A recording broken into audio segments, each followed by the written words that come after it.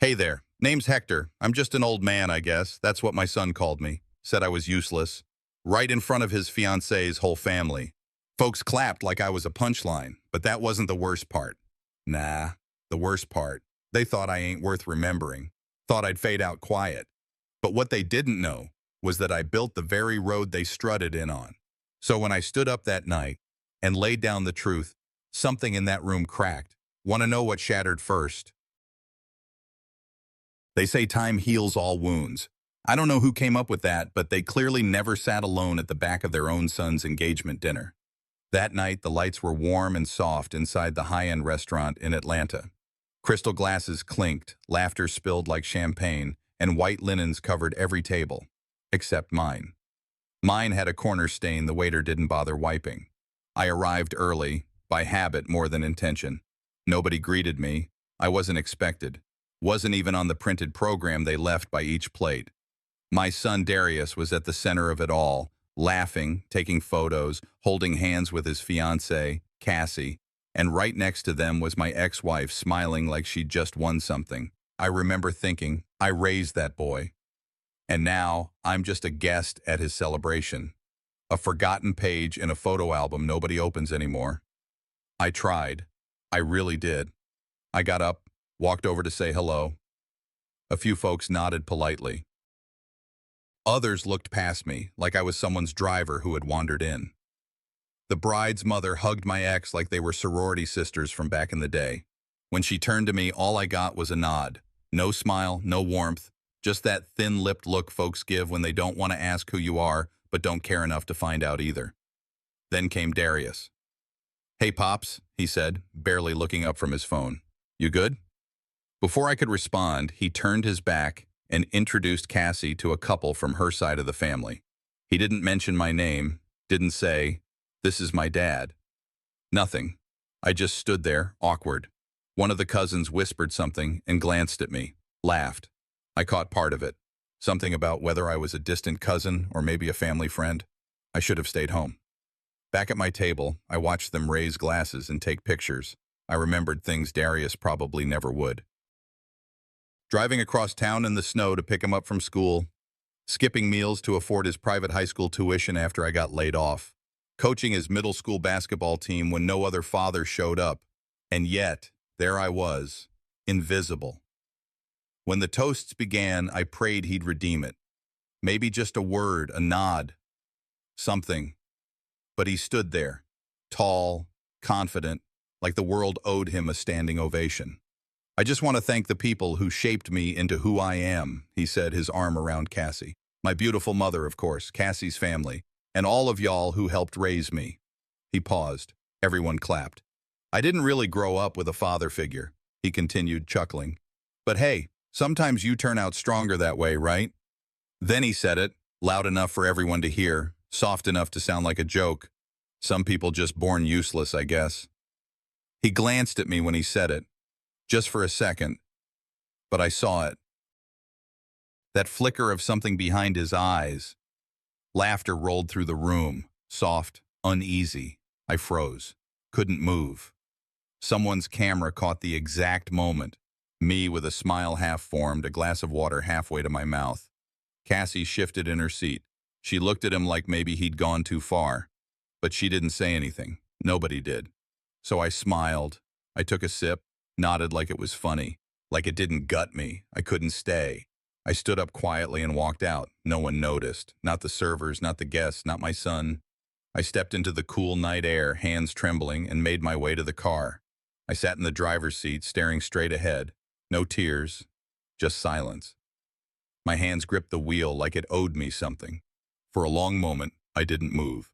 Then slowly, I reached for the glove box. Inside was a photograph. Old. A little bent.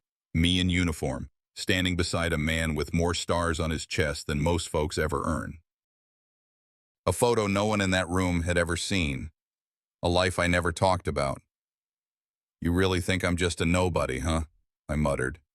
My voice cracked a little, not from sadness, but something colder, clearer. I had secrets, not the kind folks confess, the kind they bury, and I buried mine deep, for them, for Darius. I never wanted him to feel the weight of my past.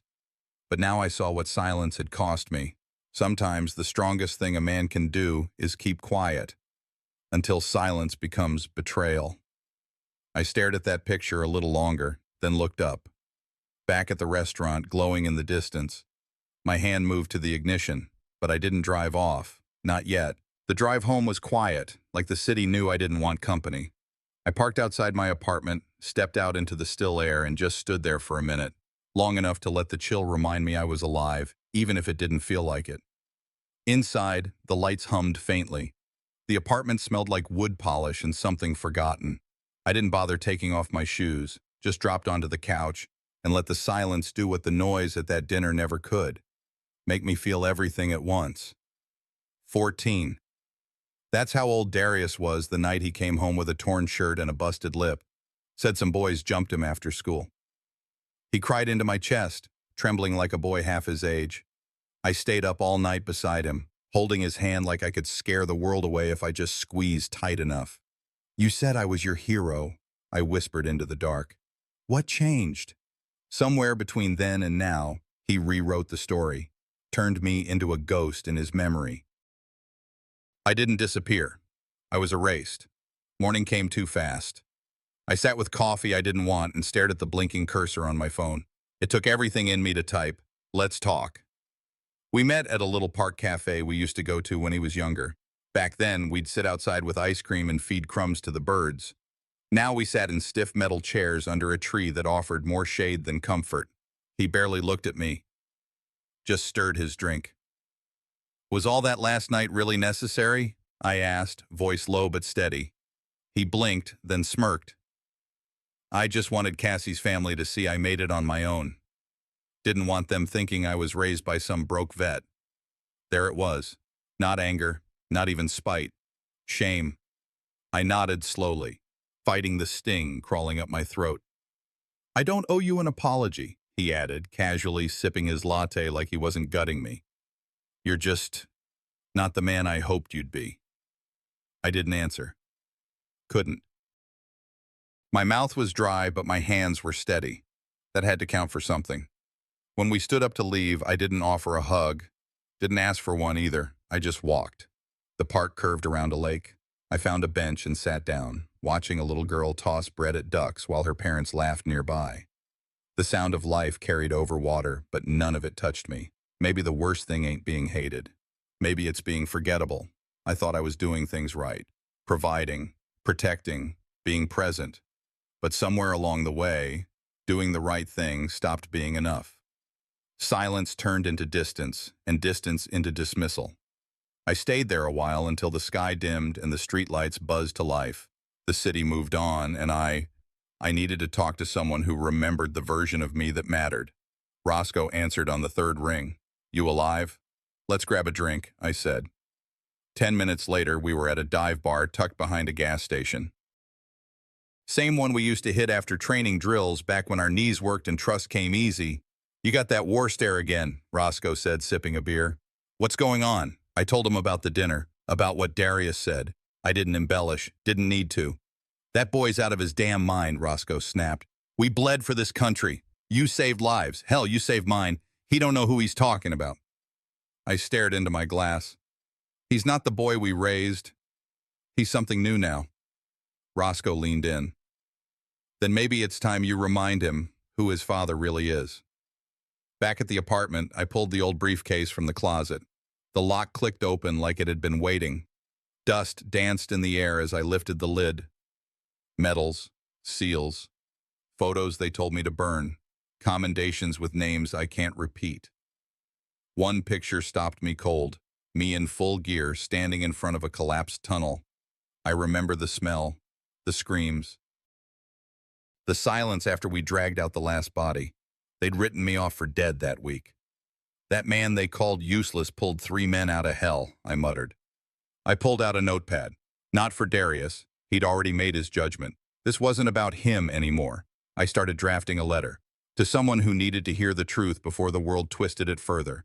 Every word steady, sharp. Before bed, I folded one of the old military letters and slid it into my jacket pocket. Not sure why. Maybe I just wanted something real on me. Proof that I was more than forgotten dinners and bitter suns. In the hallway mirror, I caught my own eyes. Tired, yes, but not broken. They think they know me, I whispered. But I buried men stronger than him and came back breathing.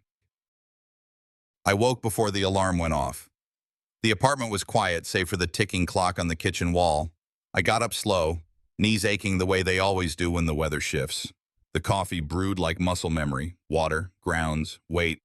I didn't bother turning on the lights. The morning sun filtering through the blinds was enough. I stood at the counter, mug in hand, eyes on that empty patch of wall. Used to be filled with pictures, Darius at 5, covered in cake. His graduation. The two of us under the hood of my old Buick. All gone now. I took them down, one by one, after every cut that didn't bleed but bruised. After every word that landed like a slap with a smile. Silence became easier than staring at reminders of a boy who'd turned into a stranger. The news flickered on the TV. I didn't mean to watch it, but the anchor's voice caught my ear. Up next, entrepreneur Darius Vaughn speaks on building an empire without a blueprint. I looked up. There he was. Fresh haircut, crisp suit, the same smooth voice that used to ask, "Daddy, can we go to the park?" Now saying, "When you grow up without a real father, you learn early how to make your own way." I didn't blink, didn't move, just stood there.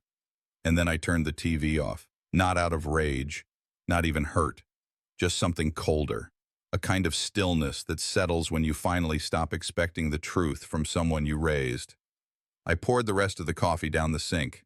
Silence, I realized, wasn't empty. It was full of things unsaid. Around 10, a knock came. I wasn't expecting anybody. I opened the door and saw Naomi, his cousin on his mama's side. She looked nervous, glancing over her shoulder like somebody followed her. "You got a minute?" she asked. We stood out front. She didn't ask to come in, just stood there, arms crossed. "I was at the engagement party," she said finally. "What happened there? It wasn't right. You didn't deserve that." "None of it." I nodded. Still didn't speak. "I know you and Darius don't talk much, but something about him lately feels off." She dug into her bag, pulled out a small USB, and pressed it into my hand. "I shouldn't be showing you this, but you need to see it." I looked at her, then the USB. "Be careful," she said, backing away. Not everybody in that room was clapping for love. She got in her car and drove off before I could ask anything else. I went back inside and sat at my desk. Plugged the drive into my laptop. It opened a folder labeled Narrative Campaign. Click. A recording played. Darius's voice. "We're leaning into the absent father angle. Audiences eat that up. It makes the journey feel more heroic." A woman's voice chimed in. "Won't that offend him?" He laughed. "He won't say anything. He never does." Another clip started on its own. "I grew up with a man stuck in the past. Never saw my dreams. Just wanted me to be like him. Blue collar, small life. I had to unlearn him to become me." I clicked pause.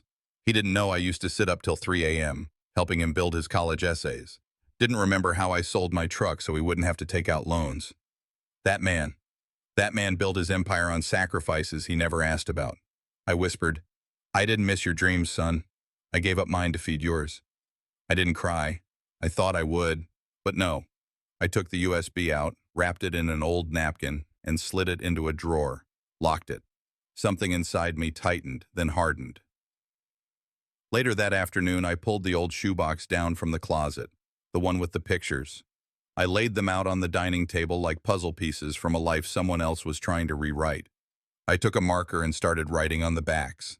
Darius's first asthma attack, 3 a.m., ER visit. First paycheck, he handed it to me for rent. Graduation, he cried more than I did. These weren't photos. I sat in my apartment all morning, the envelope from Naomi lying unopened on the coffee table.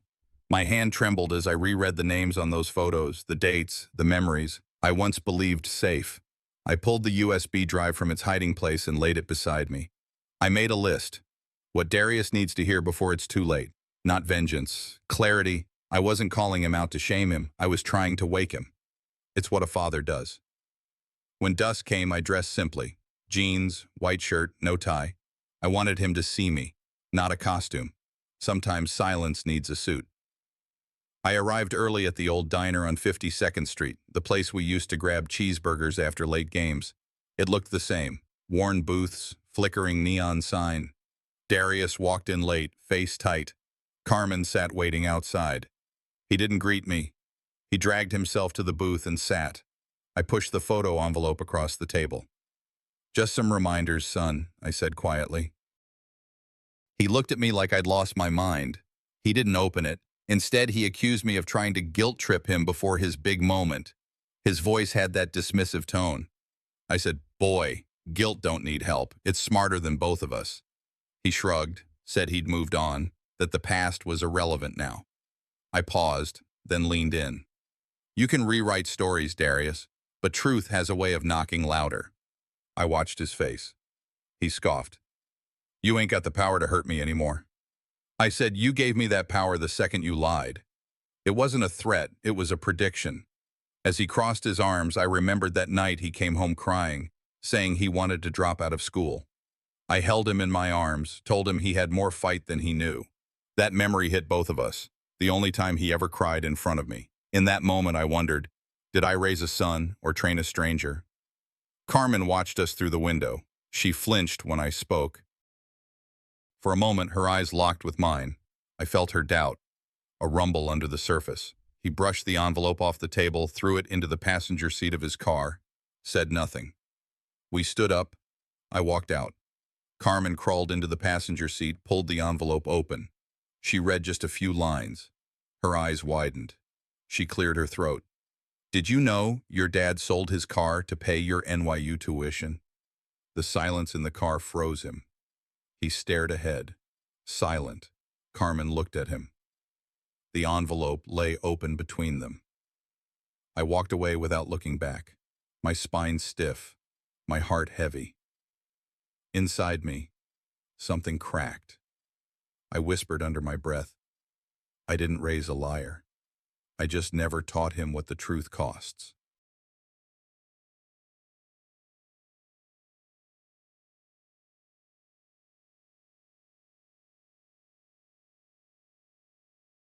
Sunday started quiet. I was on the porch with an old wooden chair, sanding down its splinters. Thing's been on its last leg for years, kind of like me, but I ain't tossed it. Not yet. I worked slow, not for the finish, but for the thinking.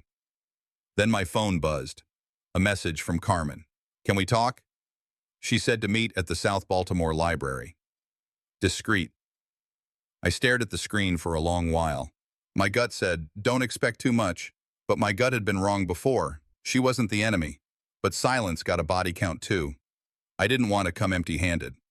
I grabbed a photo from my drawer. Darius, maybe 6, sitting on my shoulders at the park. He was laughing. I remembered that laugh. Sounded like a promise back then. The library was near empty. Quiet, like it held its breath. Carmen was already at the corner table. No makeup, hair pulled back. She looked tired, tired in a way makeup can't hide. "You know he loves you. In his way," she started, voice careful. I didn't flinch. A man can't love with his mouth and hate with his hands. I placed the photo on the table between us. She looked at it but didn't touch it. "Why now?" she asked. "Why didn't you come forward before?" I leaned back. Ain't no dignity in begging folks to believe you, but silence gave him power. That's on me. She stayed quiet, eyes on the photo. I saw something flicker, regret maybe, or doubt. I didn't push. I just spoke plain, told her how I pawned my tools to pay overdue bills, how I skipped job offers to stay home when Darius was sick, how I watched him sleep after double shifts, wondering if I was doing enough. I wasn't there to shame her, just to tell her what hadn't been told. Does the man you love know the man he erased? She blinked hard, looking away. It's complicated. I shook my head, calm but firm. Complicated is what cowards say when truth gets heavy. She looked up at me. I didn't see anger. I saw conflict. "I kept the envelope," she said, almost whispering. "I never gave it to him. I hid it." That hit me deep. "That was your first act of courage," I told her. "Don't let it be your last." For a while, we didn't say anything. Just sat there with that photo between us like a question nobody wanted to ask. When we stood up to leave, she hugged me. Not soft, Not warm, but real. I didn't hug back right away. When I did, it wasn't for comfort. It was to honor that moment, her seeing me, not the version she'd been told. On my way home, I stopped at the barber shop. The old men were in there talking legacy versus image. One brother said, "Truth always shows up, sometimes late, sometimes ugly, but always right on time." I nodded, didn't say a word, just nodded. That night, Carmen sat alone in her car, in the dark, in some parking lot I didn't recognize. She looked at her hand, engagement ring glinting in the dashboard light. Then she pulled it off, just for a second, and stared. And in my voice, steady in the quiet, "A storm don't warn you twice. It just waits to see who's still standing when it's done."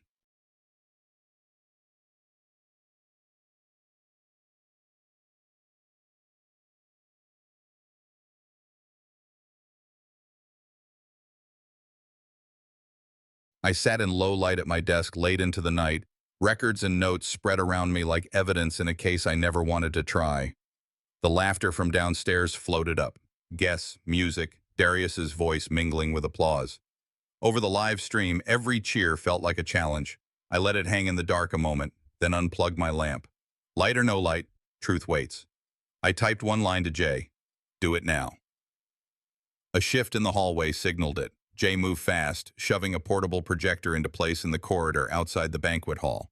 He hacked into the event feed and flipped the screens. My voice echoed first, calm, resolute, then footage. Images of Darius as a teen saying, "Dad drove me across town at midnight just so I could try out for the team." Another clip showed late nights with bills, me helping him study, paying out of pocket. The hall froze, cameras pointed. Guests leaned forward. Darius's face went white. Sela looked away, hands trembling. He stormed toward the setup, slammed the stop button. "Enough with your misery theater," he screamed. "You never believed in me. All your so-called sacrifices were stories made for pity." He tossed the photo envelope to the floor. Pictures flew, us on a fishing trip, his first birthday, me cheering when he crossed his college stage. "Your pictures don't change my story," he spat. The crowd gasped. Shame and confusion filled the room. I stayed steady, as though I had already braced for this. Inside me, anger and heartbreak tangled. I recalled Odessa's voice. "Stand for what you are, not what they want you to be." I held my calm tight, breathing slow, letting the silence that followed his outburst carry the weight. I stepped forward. "You saw a boy speak a lie," I said, voice low but clear. "You didn't see a man build history." I picked up the envelope, straightened a photo, and reached into my jacket. I unfolded the military citation. The hall went silent again. I read, "Operation Rescue Tunnel, 1991. Sergeant Hector Miles awarded the Medal of Honor for saving 5 men under fire. Names, dates, ranks, each word landed heavy. Even the DJ stopped the track mid-beat." I looked at Darius. "You try to erase me from your story, but this is your legacy too, if you ever have the courage to claim it." I walked out then. No look back. No last word. The crowd parted. Carmen's eyes followed. Sela stood near the exit, arms crossed, voice soft. Who was he really? I paused by my car and slid the envelope into my coat pocket. "They thought I was silent," I said quietly. "But sometimes the loudest roar is the one you refuse to make."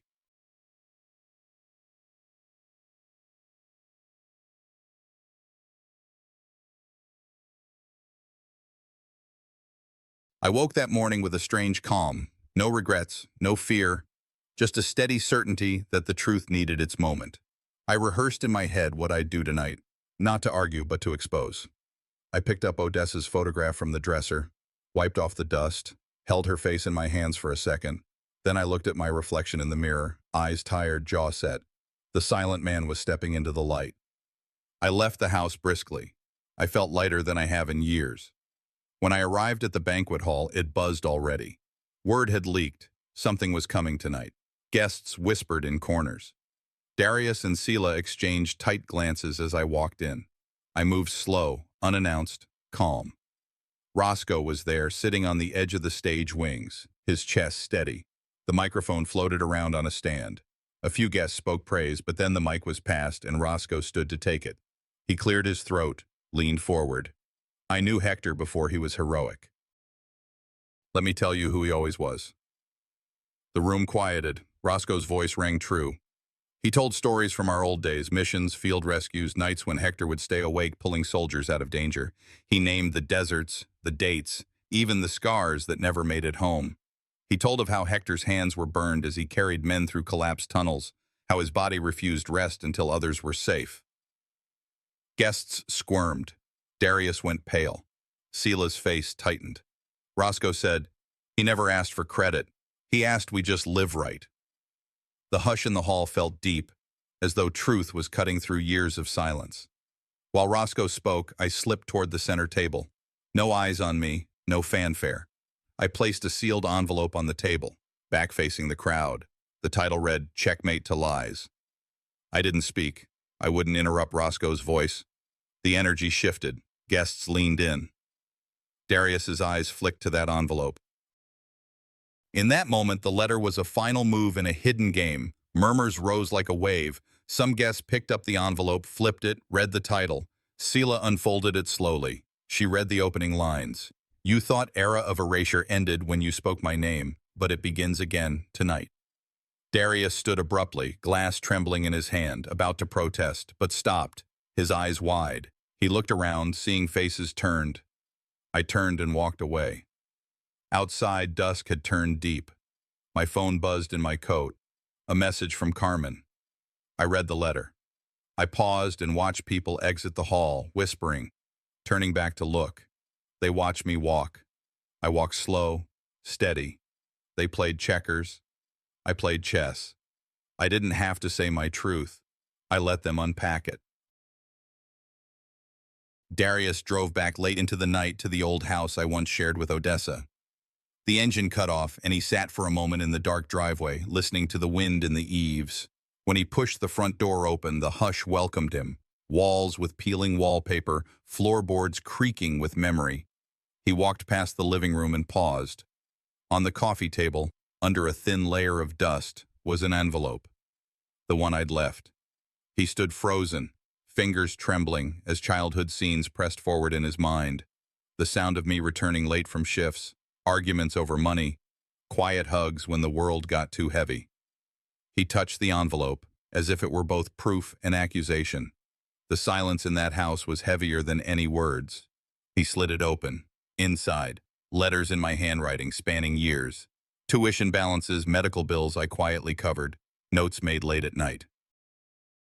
Photographs too, me cheering from the back row, me riding the bus home with muffled exhaustion in my eyes, each page a contradiction to what he'd publicly claimed about me. He read a line I had written. "You never needed me to show you love, but I showed you anyway." His legs gave out. He dropped to a knee, cradling a photo of Odessa and him. The world tilted. Everything he thought true crumbled in his hands. While that unfolded behind closed doors, the world outside was already turning.